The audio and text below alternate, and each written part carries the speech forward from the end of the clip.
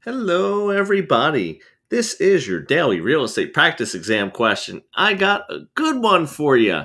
Gonna go through some of our approaches to valuation when we're talking about an appraisal. So, appraising the value of a property by comparing the price of similar properties.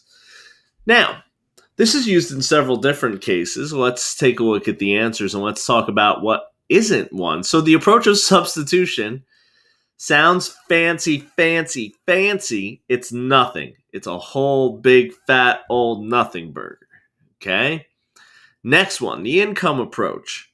The income approach usually used on income producing properties. And when we say income producing properties, we're talking about properties that are going to be producing a rental income that is not usually that of residential. Okay? Residential property is still going to be using another approach.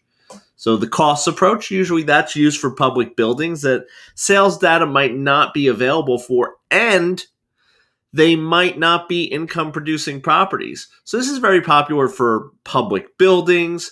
Again, things that are just not going to be have any sales data with them, but they will have some sort of valuation. You have to come up with something, and there's no income on them, no rental income.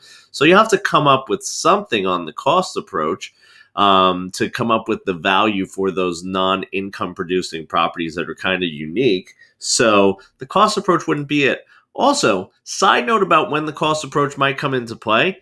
If you're in a new residential area, and they're just building it out, and there's absolutely no sales data, they might use the cost approach to come up with a valuation for insurance purposes, things of that nature. So be careful of that. But the one that they're referring to here where you're comparing similar properties is going to be that of a market data approach. Market data approach.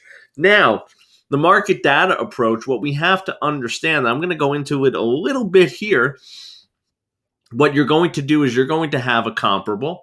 So I'll write that right here. And the comparables are the properties that we're comparing to the subject. Okay, the subject is always the one we don't know the value for. So we don't know the value for the subject. We'll put a little question mark there. But the comparables, they're sold properties that are comparable to that of the subject.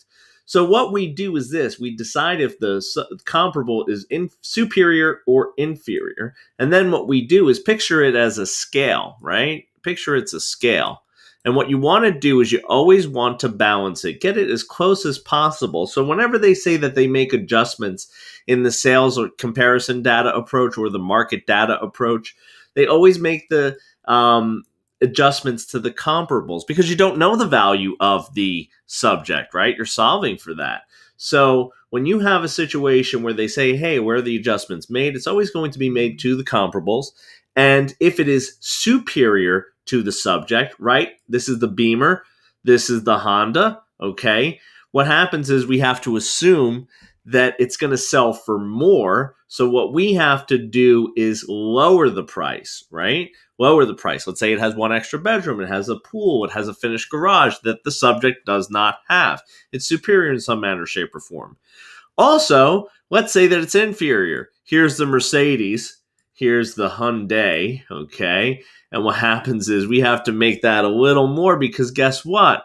Maybe the subject has an extra bedroom, an extra bathroom, a pool, a hot tub, a jacuzzi, all these kinds of fun things. So those all would be things that an appraiser would consider to be superior, okay, to the comparable. So the comparable's inferior, okay? When it's inferior, we have to raise that price up.